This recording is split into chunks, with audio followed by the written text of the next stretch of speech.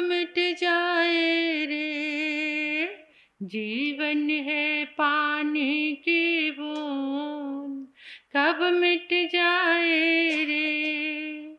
होने अनहोनी हो होने अनहोनी, कब क्या घट जाए रे, जीवन है पानी की बूंद, कब मिट जाए रे, जीवन है पानी की बूंद, कब मिट जाए रे।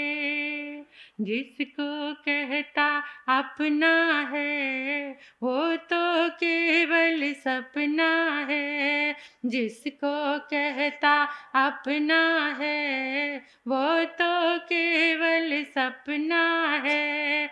जिसके लिए माया जोड़ी, क्या वो तेरा अपना है। जिसके लिए माया जोड़ी, क्या वो तेरा अपना है।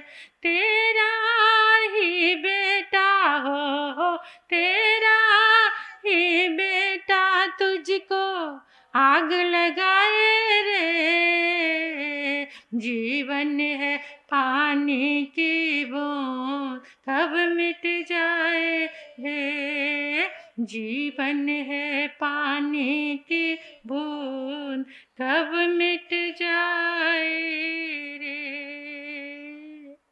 आओ इस जीवन के सत्य को जानकर कुछ अपने भीतर में सत्य के दर्शन करें, समझें। परमात्मा की प्रयोगशाला में, पाठशाला में, कर्मशाला में कि कैसे कैसे कर्मों का बंधन हो रहा है। कितनी नादानी, कितना अज्ञान, कितनी मूर्खता है हमारे पास कि हम निरंतर जानते बूझते तब भी ऐसी दुष्प्रवृत्तियां कर रहे हैं जिससे कर्मों का बंधन होता चला जा रहा है। भोगते हुए बड़ा कष्ट होता है, और जब बंधन करते हैं तो कोई ज्ञान, कोई विवेक का आलंबन नहीं लेते। कल हम सुन रहे थे कि कर्म कितने हैं? 8 हैं। सबसे पहला कर्म कौन सा है? ज्ञानावर्णीय कर्म। आज हम जानेंगे ज्ञानावर्णीय कर्म क्या है, ज्ञानावर्णीय कर्म का बंधन कैसे होता है, और उस ज्ञानावर्णीय कर्म का जो बंधन हो गया उसकी निर्जरा कैसे कर सकते हैं, उस बंधन को कैसे तोड़ सकते हैं। मंगल कामनाएं आप सभी के लिए, मंगल भाव। आत्मा के ऊपर आया हुआ आवरण कैसे हटेगा? ज्ञान को ढकने वाली कर्म पुद्गल की जो शक्ति है उसे ज्ञानावर्णीय कर्म कहते हैं। ज्ञान जिससे ढक गया, जो नॉलेज है हमारी, जो विवेक है हमारा, जो शक्ति है हमारी, ज्ञान के बल से ही विवेक जागता है। ज्ञान के बल से ही हम देखते हैं क्या बुरा है, क्या अच्छा है। ये शक्ति कैसे ढक गई? आत्मा में सब कुछ जानने की शक्ति होते हुए भी कुछ जान नहीं पाना। सारी शक्ति है पास में, लेकिन फिर भी जान नहीं पा रहे, छोड़ नहीं पा रहे, वहां से हट नहीं पा रहे हैं। ये कर्म आत्मा के गुण को नष्ट, पूरी तरह नष्ट नहीं कर सकता। आत्मा के अंदर क्या है? अनंत ज्ञान है। तो ये जो कर्म है ज्ञानावर्णीय, आत्मा के गुण को नष्ट, ज्ञान के गुण को नष्ट नहीं कर सकता, लेकिन उसे ढक सकता है। कैसे? जैसे सूरज उदय हुआ है, सूरज के ऊपर बादल आ गए, बादलों ने सूर्य को ढक लिया। सूरज में रोशनी है या नहीं है, लेकिन फिर भी अंधेरा हो गया चारों तरफ, क्योंकि बादल ने ढक लिया। ऐसे ही आत्मा के अंदर ज्ञान है, लेकिन कर्म ने उसे क्या किया हुआ है? नंदी जी आगम में आता है कि नाली में पड़ा हुआ जो कीड़ा है ना, उसके अंदर भी अष्ट गुण की संपदा है। उसकी आत्मा, क्योंकि आत्मा है, और आत्मा में 8 गुण है।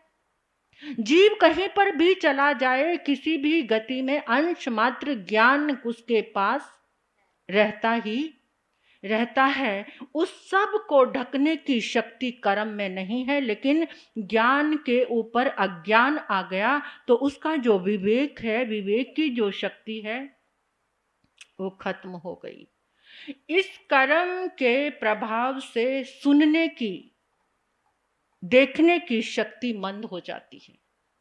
सुनने की और देखने की शक्ति मंद हो जाती है, कम हो जाती है, बहरापन आने लगता है, इंसान बहरा हो जाता है। जब ज्ञानावर्णीय कर्म आता है, आवृत करता है आत्मा को, तो फिर उससे ज्ञान की अनुभूति नहीं हो पाती है। ये ज्ञानावर्णीय कर्म का फल है।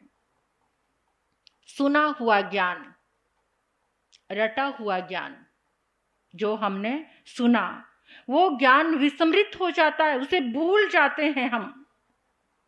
पढ़ने में, सुनने में चित्त नहीं लगता, एकाग्रता। कुछ लोग किसी के कहने से सत्संग में तो आ जाते हैं, लेकिन वहां फिर भी पीछे बैठकर बात ही करते रहे। कुछ लोग तो मोबाइल चलाते रहते हैं, वहां पर चित्त नहीं लगना, सुनने में मन नहीं लगना। इसका कारण है ज्ञानावर्णीय कर्म के कारण ये सब हो रहा है। अब एक बात है कि ज्ञानावर्णीय कर्म का बंधन कैसे होता है, ये जानना जरूरी है। ज्ञानावर्णीय कर्म का बंधन कैसे होता है, उसके लिए हमारे आगमकारों ने कहा है कि ज्ञान के अधिकारी कौन है? जिनके पास ज्ञान है, आचार्य हैं, उपाध्याय हैं, वो कौन है? ज्ञान के अधिकारी हैं।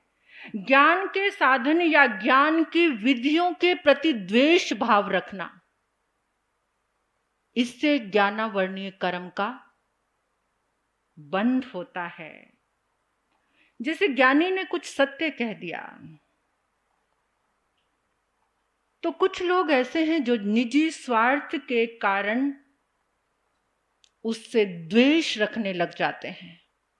उस सत्य को, उनको ऐसा लगता है कि मेरे लिए कहा है, तो उस ज्ञानी से, उस ज्ञान से, उन किताबों से, उन पुस्तकों से, उन शास्त्र से, आगम से वो द्वेष रखने लग जाते हैं।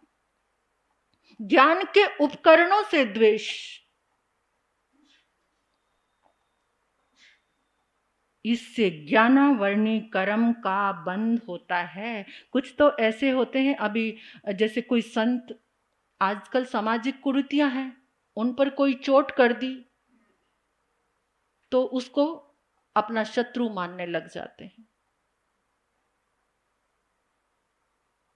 जो संत बिल्कुल आकर ओपनली सब कुछ बोल रहे हैं, सामाजिक कुरीतियों पर चोट कर रहे हैं, वो मोहांध व्यक्ति जो भोग वासना की दौड़ में आगे लग रहे हैं, क्योंकि उनके मन के अनुकूल ये बात नहीं है, तो उनको क्या समझने लग जाते हैं। या कोई समाज में ऐसा व्यक्ति सदाचारी उठ गया जो समाज में कुरीतियां फैल रही हैं, जैसे ये समलैंगिकता को लेकर कोई कुरीति फैल रही है, उसके लिए कोई बात उठाई, या आजकल जो भोग वासना के लिए ये कुरीतियां, आजकल मेरे समाज की, संघ की ऐसी बहु बेटियां, जिस समय आपके घर में अभी एक महाराज साहब हैं, विमल सागर जी महाराज साहब, मंदिरवासी महाराज साहब हैं विमल सागर जी, बहुत करारी चोट कर रहे हैं और वो कहते हैं मुझे डर नहीं लगता, मेरे बहुत सारे शत्रु तैयार हो गएंगे, अगर कोई मुझे मारने वाला तो मुझे डर नहीं, मार देना मुझे आकर, लेकिन जो सत्य है मैं सत्य को उद्घाटन जरूर करूंगा। मेरे समाज की बेटियां कहां पर जा रही हैं? आपके घर में कोई विवाह शादी होती है तो वहां कोई कोरियोग्राफर आते हैं, वो शादी की तैयारी और नृत्य आदि सिखाने के लिए कोरियोग्राफर आते हैं ना, और वो उस घर की बहू को, बेटी को कहीं भी टच करते हैं और फिर धीरे धीरे उनके साथ अट्रैक्शन, और अट्रैक्शन के बाद उनके साथ ही भाग जाती हैं वो। तो क्या इतने बड़े घरानों को ये शोभा देता है? कोई कोरियोग्राफर आप किसी लड़की को नहीं बुला सकते, आप ये नृत्य करना बंद नहीं कर सकते, ये डांसिंग जो है इसको करना बंद नहीं कर सकते, लेकिन थोड़ी व्यवस्थाओं को तो बदल सकते हैं। ऐसा सत्य बोलने वाला संत या कोई समाज में कोई आदर्श व्यक्ति है तो उसको क्या समझना अपना शत्रु। अभी आए दिन ऐसी घटना आ रही है ना, कोई सत्य बोल रहा है उसे गोली से शूट किया जा रहा है। अभी अभी अमेरिका, मुझे बच्चों ने बताया कि वो समाज में कुछ क्रांति करना चाहता था, कुछ समाज में आदर्श स्थापित करना चाहता था, और वहीं पर आके स्टूडेंट्स के बीच में ही उन्होंने एक ही स्टूडेंट्स ने उसको शूट कर दिया।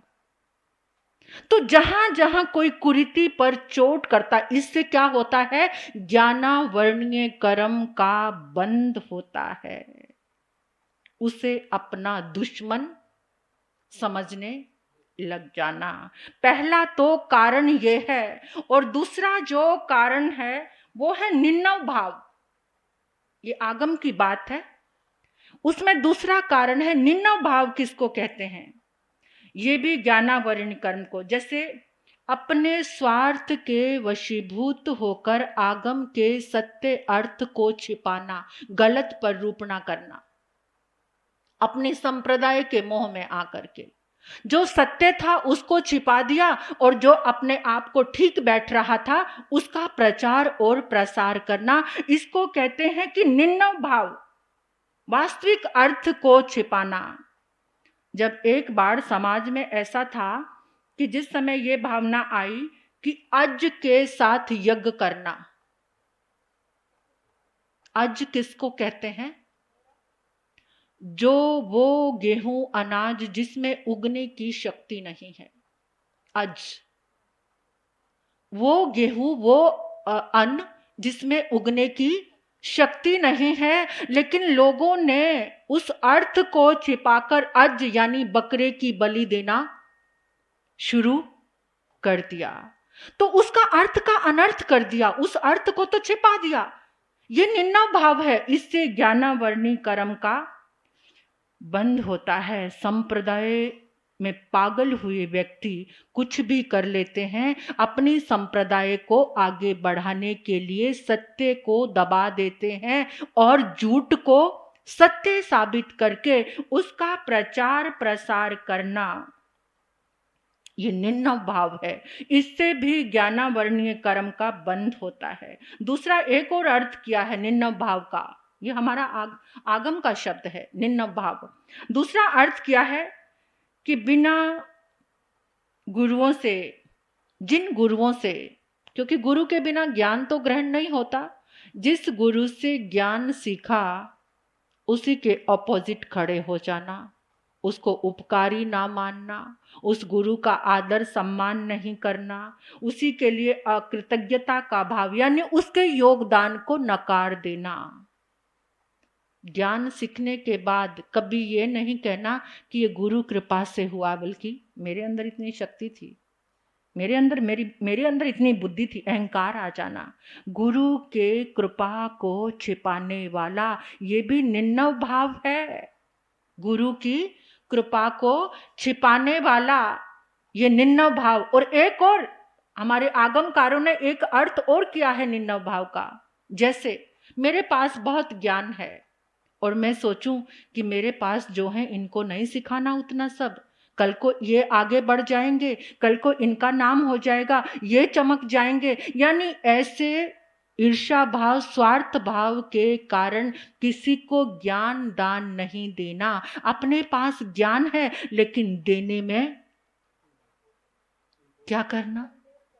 संकोच करना, अपनी दृष्टि को स्वार्थी बनाकर ज्ञान दान ना देना, ये भी निन्नव भाव है। इससे भी ज्ञानावर्णीय कर्म का बंध होता है। ये 6 भाव हैं। समय की सुई कह रही है कि अभी रुकना ही श्रेष्ठ है, क्योंकि समय हो रहा है। आगे 4 भाव और आएंगे कि कैसे ज्ञानावर्णी कर्म का बंध होता है। अनजाने में हम कितने लोग ऐसे होते हैं, जैसे ज्ञान की जो पुस्तकें होती हैं, अब आपको एक छोटी सी बात बता देती हूँ। अगर ज्ञान के आगम को, ज्ञान भरी पुस्तकों को आप सही ठीक ढंग से नहीं रखते, तो उससे विज्ञानावरणीय कर्म का, ये जो एक परंपरा चल रही ना, आसन के बीच में क्या लपेट देते हैं, किताब के बीच में आप मुख वस्त्रिका रखते हैं। किताबों के बीच में क्या रख देते हो? ये सबसे बड़ी अशातना। मुखपत्ती कहाँ लगी हुई है? और बोलते हुए आपके थूक का स्पर्श मुखपत्ती पर होता है और आप उसको किताब में रख देते हैं। इससे बड़ी अशातना और क्या होगी? जिस आसन पर आप बैठते हो उस आसन पे आप किताबों को, आगम को लपेट देते हो। आगम कितना पावन, कितना पवित्र, वो भगवान है हमारा। अपने भगवान को आप जिस आसन पर बैठते हो वो आसन शुद्ध है आपका? बोलो, मुझे बताओ। आप जितने लोग यहां आए हो या सुन रहे हो, आज आप इस गलती का सुधार करना। कभी भी कोई ज्ञान की पुस्तक में आपने अपनी मुख वस्त्रिका को नहीं रखना। जिस आसन पर आप बैठते हो उस आसन में कभी भी आगम को, किताब को लपेटना नहीं। जब आप पढ़ते हो थूक लगाकर पन्ने पलटना। कितने लोगों की क्या उंगली कहाँ लगाते हैं? मुंह में, और पन्ने। ये बहुत बड़ी अशातना। इससे ज्ञानावरणीय कर्म का बंध होता है। फिर क्या कहते हैं? इतनी समाई करते हैं हम तो। अरे विधि तो सीखो, विधि तो सीखो। अपने आगम को, अपनी ज्ञान आराधना की पुस्तकों को संभालने की विधि तो सीखो। तो कम से कम इस दोष से बाहर आ जाना, ज्ञानावरणीय कर्म का बंध। आगे इसके 4 कारण और आएंगे, आप सुनेंगे, और फिर निवारण भी आएगा कि ऐसा क्या करें कि जिससे हमारे ज्ञानावरणीय कर्म का जो बंध हुआ है उसका निवारण हम कैसे करें।